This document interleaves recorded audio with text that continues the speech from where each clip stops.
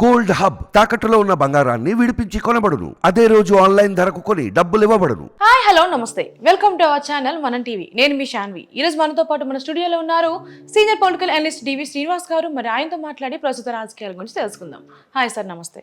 నమస్తే సార్, ఇప్పటి వరకు చూసుకుంటే ఢిల్లీ లిక్కర్ స్కామ్ విషయంలో కవిత గారి పేరు కీలకంగా వినిపించింది. ఈడీ వాళ్ళు అదుపులోకి తీసుకోవడం జరిగింది. మరి ఈ రోజు కేజ్రీవాల్, ఢిల్లీ ముఖ్యమంత్రి అయిన కేజ్రీవాల్ గారిని అరెస్ట్ చేయడం జరిగింది. దీని గురించి ఏం మాట్లాడతారు? ఆల్అవుట్ కేజ్రీవాల్ అరెస్ట్తో Delhi liquor scam team all out అయిందా? అందరూ అరెస్ట్ అయిపోయినట్టే కదా. ఇప్పుడు ఢిల్లీ మద్యం కుంభకోణంలో కేజ్రీవాల్ ఇది 17వ అరెస్ట్. అవును. కవిత నంబరు 16, ఈయన 17 మందిని అరెస్ట్ చేశారన్నమాట. ఇది మామూలుగా మనం గతంలో అనుకున్నట్టుగా ఇది 2021-22 అప్పుడు ఫైల్ అయినటువంటి ఎఫ్ఐఆర్, తొలి ఎఫ్ఐఆర్ ఆగస్టులో ఎప్పుడో ఫైల్ అయింది. ఇప్పుడు 3 ఏళ్లుగా వస్తుంది.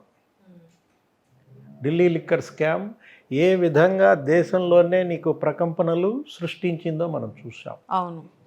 అంటే గతంలో జరిగినటువంటి ఢిల్లీ అసెంబ్లీ ఎన్నికల్లో ఈ లిక్కర్ స్కామ్ నిందితులు ఇచ్చిన డబ్బు ఖర్చు పెట్టారు, 100 కోట్లు ఎంతో, దాంతో వాళ్ళు గెలిచారు అనే దీంట్లో ఇప్పుడు కేజ్రీవాల్ ఢిల్లీ ముఖ్యమంత్రి అవినీతి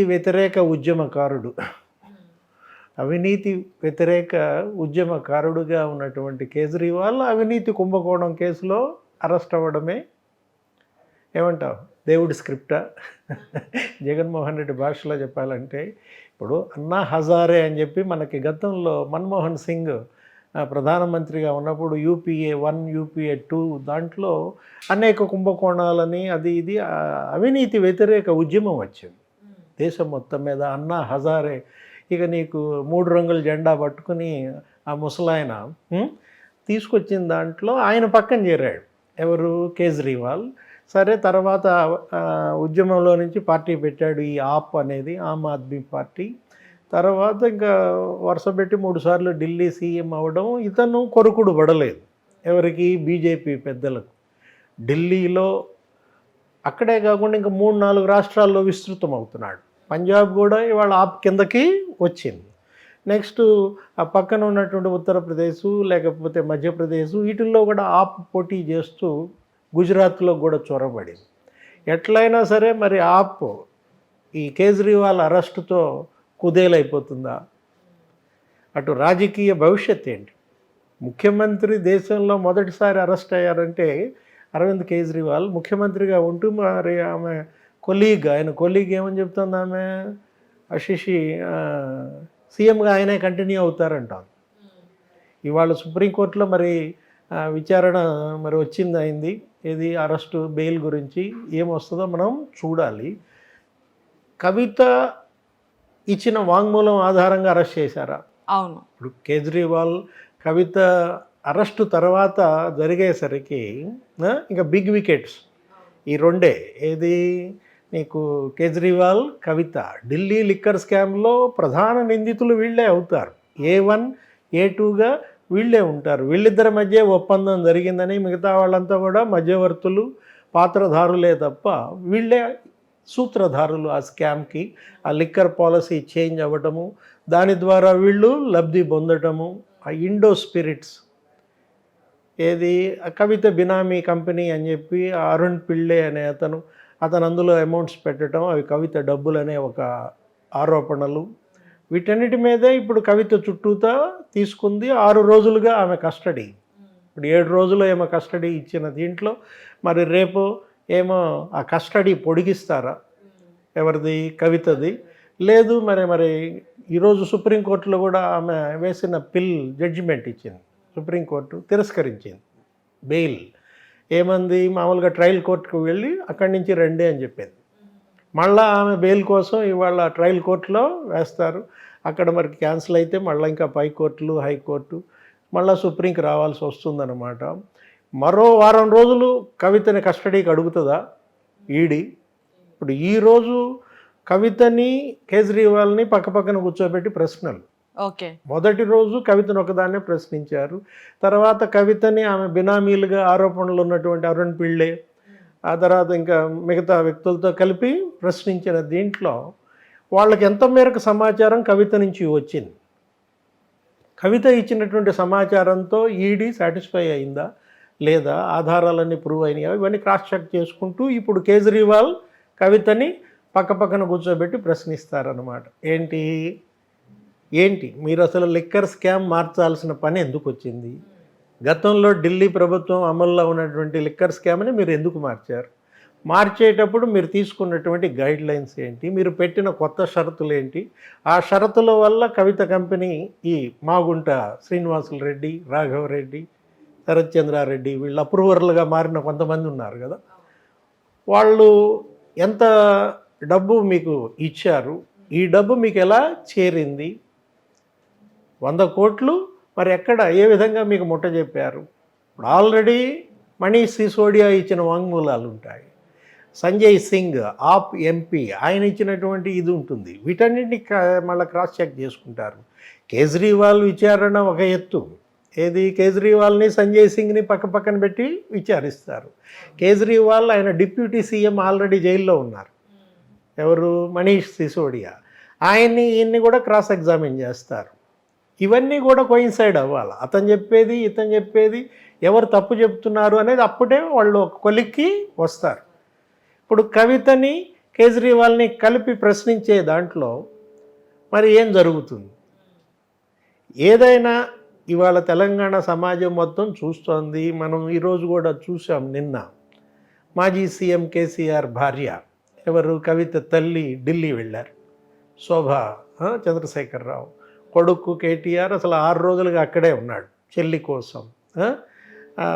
మరి తల్లిని కలిసినట్టున్నారు, ఎవరు కవిత. ఏ తల్లికి రాకూడని కష్టం కదా. అవును, ఇవాళ ఢిల్లీలో మరి కేసుల్లో కవిత చిక్కుకున్నప్పుడు మరి ఆ తల్లి శోభకి ఈ వయసులో అంటే కేసీఆర్ మరి ఇంతవరకు బయటికి రాలేదు, ఆయన ఢిల్లీ వెళ్ళలేదు, ఆయన గుంభనంగా ఉన్నారు. నిజంగా చెప్పాలంటే ఇప్పుడు బతుకమ్మకి ఒక బ్రాండ్ అంబాసిడర్ ఎవరు, కవిత. తెలంగాణలో బతుకమ్మ సంస్కృతిని బాగా ప్రోత్సహించిన దీంట్లో మనం చూసాము గతంలో కూడా, ఉద్యమంలో కూడా.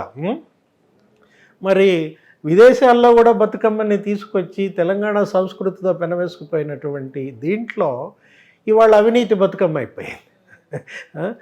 ఇది తెలంగాణ సమాజం, తెలంగాణ శ్రేణులు, మహిళలు ఇంతవరకు ఎవరు బయటికి రాలేదు. అవును, దీనికి సంబంధించి కేసీఆర్ గారు కానీ బీఆర్ఎస్ నేతలు కానీ ఒక్కరు కూడా స్పందించట్లేదు. చంద్రబాబుని అరెస్ట్ చేశారు, చంద్రబాబు పైన కూడా అవినీతి ఆరోపణలు జగన్మోహన్ రెడ్డి ప్రభుత్వం తీసుకొచ్చి అరెస్ట్ చేసినప్పుడు మరి ఏ విధంగా ఉద్యమాలు వచ్చాయి, అవును, ఏ విధంగా ఆందోళనలు వచ్చాయి మనం చూసాం. ఒక ఆంధ్రప్రదేశే కాదు, తెలంగాణ కాదు, 2 తెలుగు రాష్ట్రాలే కాదు, మొత్తం బెంగళూరు, కర్ణాటక, అటు తమిళనాడు, చెన్నై అన్నీ ఈ రాష్ట్రాలు ఎక్కడ తెలుగు వాళ్ళు ఉంటే అక్కడంతా రోడ్ల మీదకి వచ్చేసారు. 70 దేశాల్లో ఆందోళనలు చూసాం. అవును, ఎవరు అన్నారు కూడా, ఏంటి ఆయన అవినీతి ఆరోపణలు అరెస్ట్ చేయడమేమో కానీ ఆయన చేసిన అభివృద్ధి అంతా బయటకు వచ్చింది.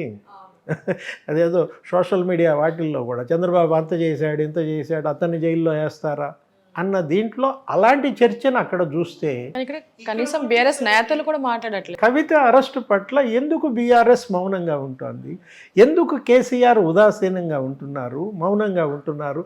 ఈ మౌనం అవినీతిని అంగీకరించినట్లే. ఇప్పుడు బీఆర్ఎస్ శ్రేణులు ఇంతవరకు రోడ్ల మీదకి ఎందుకు రాలేదు? బతుకమ్మ మరి ఆమె ఒక పెద్ద జాగృతి అనే ఒక సంస్థను కూడా పెట్టి నీకు మహిళలంతా కూడా దానిలో ఇన్వాల్వ్ అయ్యి ఏదా జాగృతి అంటే తెలంగాణ సమాజాన్ని ఏం జాగృతం చేసిందో కానీ అవినీతిని బాగా జాగృతం చేసిందనేది వెళ్ళిపోతుంది, ప్రజలపైన ముద్ర పడుతుంది. ఇంతవరకు ఇప్పుడు ఈరోజు మనం చూసాం, ఏంటి బీఆర్ఎస్ ఎంపీలు కొంతమంది ఢిల్లీ వెళ్ళారు, ఏదో ప్రెస్ మీట్ మీడియాతో కూడా మాట్లాడినట్టున్నారు. సురేష్ రెడ్డి, నామా నాగేశ్వరరావు కూడా పక్కన వీళ్ళంతా ఉన్నారు. ఎంతమంది ఉన్నా ఏం మాట్లాడినా ఇవన్నీ కూడా మొక్కుబడిగా ఉంటున్నాయి. లీగల్ ఫైట్ కూడా మనకంతగా కనపట్టలేదు. కవితను బయటకు తీసుకురావడం కోసం బీఆర్ఎస్ లీగల్ సెల్ ఏం చేస్తుంది? ఇప్పుడు తెలుగుదేశం పార్టీ మరి అప్పుడు లీగల్ సెల్ ఎలా పనిచేసిందో చూసాం. న్యాయవాదులు ఏ రకంగా వాదనలు చేశారు చంద్రబాబు కోసం. ఎవరైనా సిద్ధార్థ లూధ్రా వీళ్ళందరూ కూడా మరి పెద్ద పెద్ద లాయర్లు వాదించి ఆ పరిస్థితి ఇక్కడ ఇంకా అంతగా రాలేదా? ఇంకా మరి లీగల్గా బీఆర్ఎస్ ఏం చేస్తోంది, ఎందుకు ఇలా వదిలేస్తున్నారు అనేది కూడా ఒక సమస్య. ఇప్పుడు నేరుగా సుప్రీంకోర్టులో బెయిల్ పిటిషన్ వేయడం ఏంటి, అది మళ్ళీ ట్రయల్ కోర్టుకి వెళ్ళమని సుప్రీంకోర్టు చెప్పడం అంటే ఏంటి, మళ్ళీ బంతి కిందకు వచ్చేసింది. మరో వారం రోజులు కనుక ఆమె కస్టడీకి కనుక ఇచ్చినట్లయితే, ఇప్పుడు మహిళ కాబట్టి ఆమెను ఇలా అరెస్ట్ చేయడం ఏంటంటున్నారు. ఇప్పుడు మహిళ అనేది అక్కడ వర్కౌట్ కాదు, అది పనిచేయదు అన్నమాట. ఏంటి, మహిళ అయితే అవినీతికి పాల్పడరు. అదేగా ఇప్పుడు వచ్చిన సమస్య, మహిళ కదా, మరి మహిళ లిక్కర్ వ్యాపారంలో దిగింది ఏంటి, మద్యం వ్యాపారంలో మహిళలు ఉంటారా అనేది ఒక పెద్ద విమర్శ ఒకవైపు ప్రత్యర్థులు చేస్తున్నారు. అవునవును. ఇప్పుడు మహిళ అనే ట్యాగ్ లైన్తో ఇందులో నుంచి బయటపడటానికి కూడా అవకాశం లేదు. ఈరోజు ఆమె పిటిషన్ తిరస్కరిస్తూ రాజ్యాంగపరమైన అంశాలేవో ఆమె ఎత్తారు. ఆ ఎత్తిన దాన్ని కూడా వేరే కేసులకి ట్యాగ్ చేసి అది పక్కన పడేసిన. దీంట్లో బెయిల్కి మీరు మళ్ళీ ప్రాపర్ వేలోనే రావాలి, మీరు ట్రయల్ కోర్టుకి వెళ్ళండి అని చెప్పారు. మొత్తానికి ఈ పరిస్థితి మనం ఊహించలేదు. ఇప్పుడు ఆమె గతంలో లోక్సభ సభ్యురాలు, నిజామాబాద్ నుంచో ఎక్కడి నుంచో ప్రాతినిధ్యం వహించింది, 2 సార్లు శాసన మండలికి ఎన్నికైంది.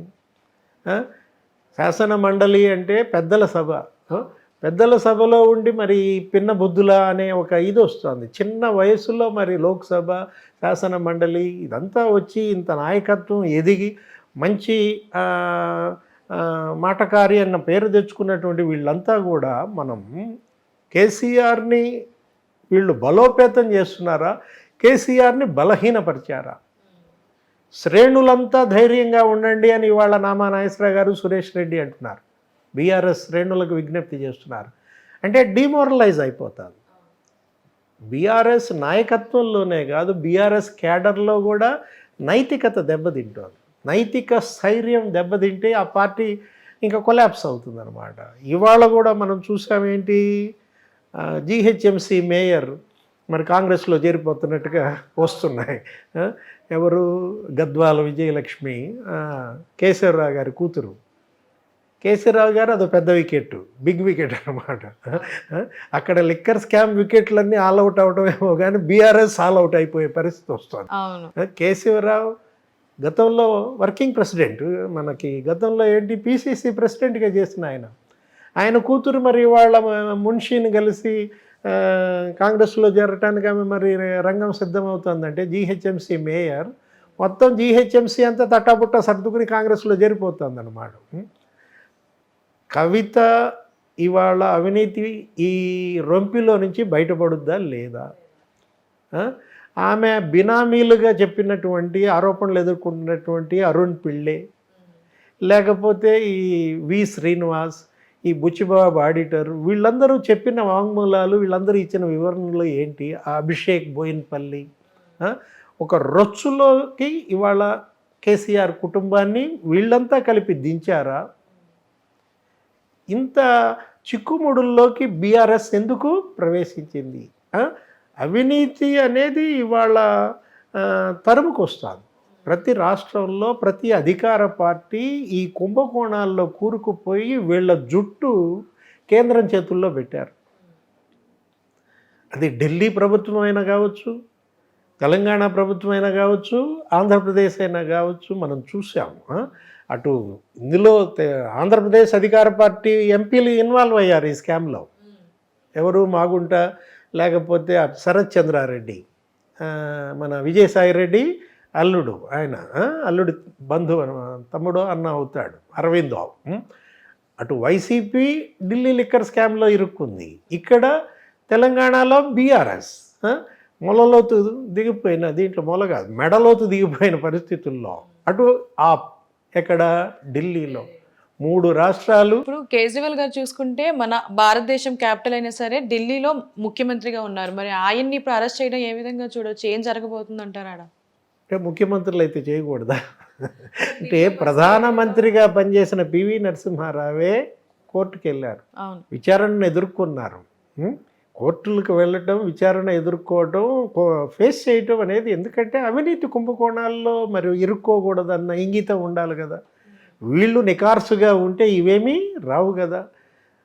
వీళ్ళు ఒంటి నిండా బురద వేసుకుని మా బురద మీరు కడగద్దంటే ఎట్లా? ఇప్పుడు రాజకీయ దురుద్దేశంతో కూడిందో కక్ష సాధింపు అనే విమర్శలు ఏంటంటే పేపర్ మీద పెట్టడానికి బాగుంటాయి, లేకపోతే మీడియాలో వినటానికి బాగుంటాయే తప్ప ఇవి నీకు ఈడీ, సిబిఐ, సుప్రీంకోర్టు, హైకోర్టు అవి వీటిని చూస్తాయా?